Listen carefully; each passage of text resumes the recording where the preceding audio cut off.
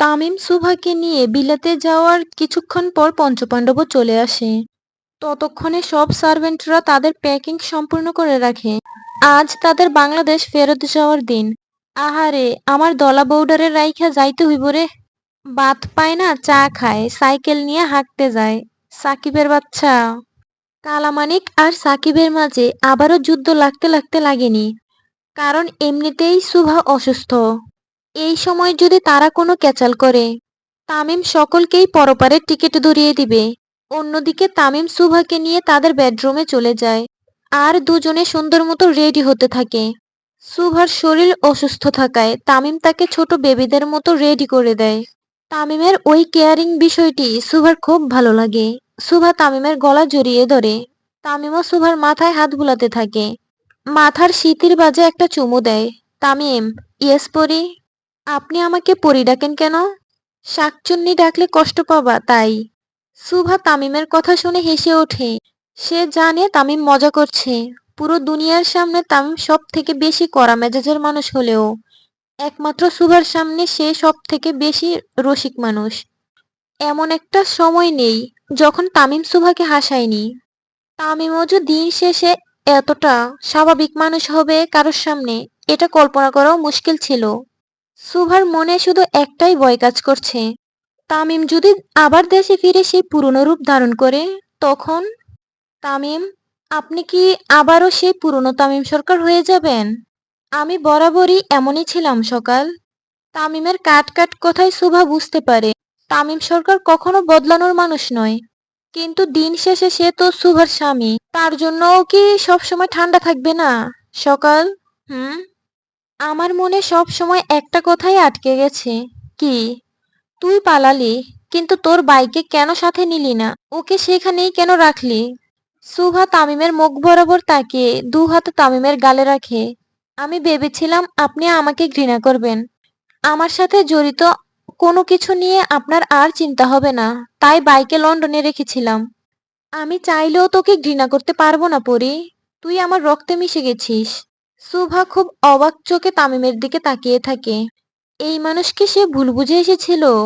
সুভা তামিমের মুখ হালকা নিচে নামিয়ে তামিমের ঠোঁটে চুমু দেয়। তামিমও চোখ বন্ধ করে সুভাকে কিস করা শুরু করে। প্রায় অনেকক্ষণ যাবৎ তামিম সুভা একে অপরকে কিস করতে থাকে। তারপর সুভা তামিমকে জড়িয়ে ধরে। তামিম, জি পরি। I hate you. I love you too. Tamim সুভার ঠোঁট মুছে দেয়। তারপর তার চুল ঠিক করে সুভাও তামিমের শার্ট ঠিক করে দেয়। একটা রিকোয়েস্ট করা যাবে? একটা কেন, 100টা করো। আপনি তো আমাদের বাড়িটি পুড়িয়ে দিয়েছেন, ওটা কি ঠিক করে দিবেন? ওটা তো আমাদের নিজের বাড়ি ছিল না, ভাড়ার বাড়ি ছিল। বাড়িওয়ালা কত লস হলো। তামিম সুভার গাল ধরে উঁচু করে। সুভা, তুই অনেক ইনোসেন্ট বউ। সুভা তামিমের কথার অর্থ বুঝতে না পেরে শুধু তাকিয়ে থাকে। আচ্ছা, তোর ফুপিদের নিজের বাড়ি সুইজারল্যান্ডের মতো একটি এক্সপেন্সিভ জায়গাতে, আর তোরা ভাড়া থাকতি। বিষয়টি কেমন উড না? ফুপা অনেক রিচ ছিল, আর এখানের নাগরিক।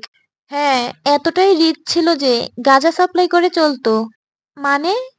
আমার বলদ বউরে, এগুলা সব তোর টাকা ছিল।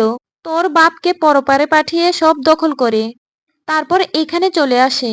আর শিকদার বাড়িটিও তোদের। তাহলে ভাড়া দিতে হতো কেন? এগুলো তোকে আর তোর মাকে দেখানোর জন্য সবই ছিল নাটক। মা তো সব জানতো, তাহলে কেন বলেনি? তোর মা জানতো সব বিক্রি হয়ে গেছে। তোর সৎবাপ তোর মাকে বলদ বানায় আর 9-6 বুঝিয়ে সব হাতিয়ে নেয়। তোর মা জানতো বাড়িটি বিক্রি হয়ে গেছে, আর মইনুল উদ্দিন অনুরোধ করে সেখানে ভাড়ার মাধ্যমে আছে। আসলে বাড়িটি তোদেরই ছিল। তোদের তো 4 চাকার একটা গাড়িও ছিল, তাও সন্দেহ হতো না? সুভা মাথা নেড়ে না বুঝায়। তুই না বলদামিতে পিএইচডি করা সুভা, গাদিদের সর্দারনি। সুভা চুপচাপ তামিমের কথাগুলো হজম করতে থাকে।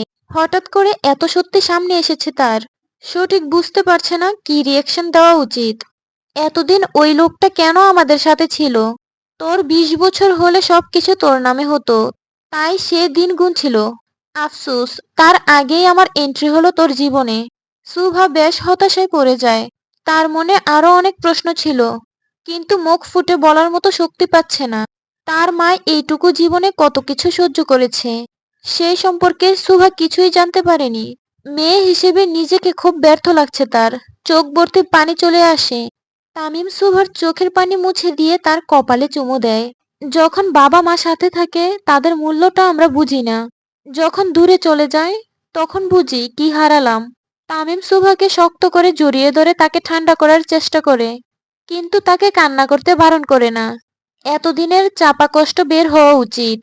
আমার মা কত কষ্ট সহ্য করলো আমাদের দুই ভাই বোনের জন্য, কিন্তু তার এক ছিটে ফোঁটাও আমাদের চোখে পড়েনি।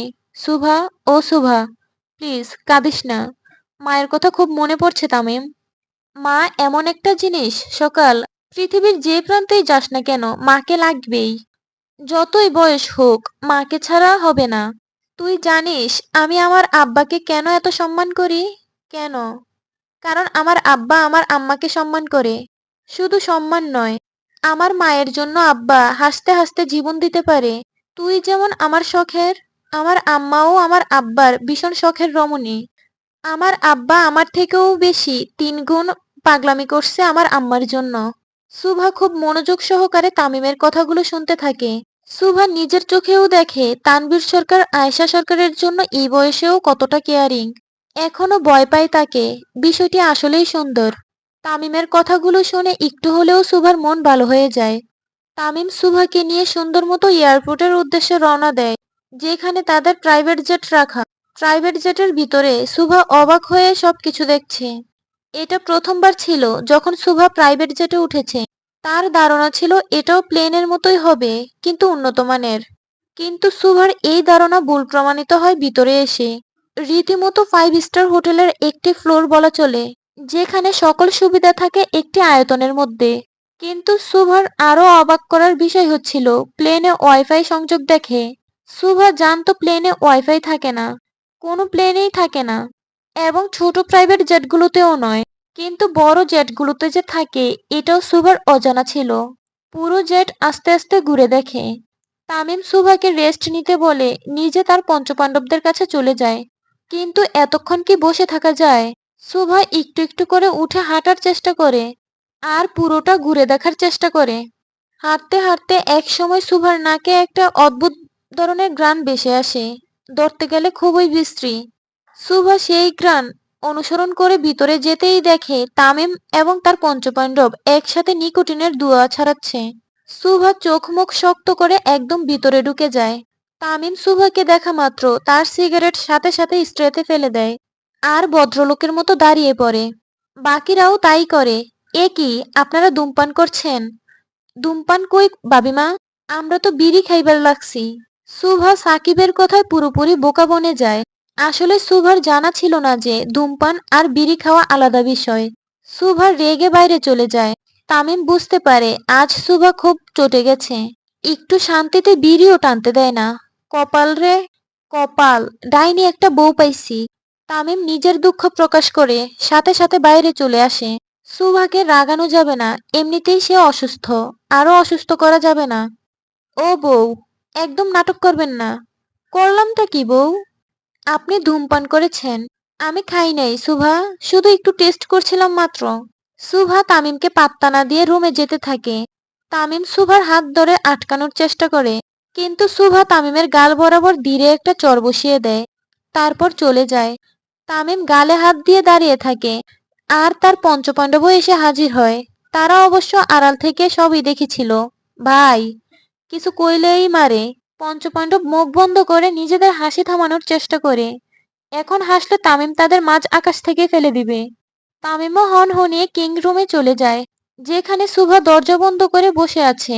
তামিম এসেই বিসমিল্লাহ বলে দরজা নক করে, কিন্তু সুভা খুলে না। তারপর বেশ কয়েকবার জোরে জোরে ধাক্কা দেয়। সহ্য করতে না পেরে সুভা আস্তে আস্তে করে উঠে দরজা খুলে খুব রাগে লোকে তাকায় তামিমের দিকে। থাপ্পড় খাওয়ার পরেও চলে আসলেন? মারছো প্রেমের চটকানা, হেল লাগিয়া কি তুমি প্রেম দিবা না? ডিপজলের খালাতো ভাই।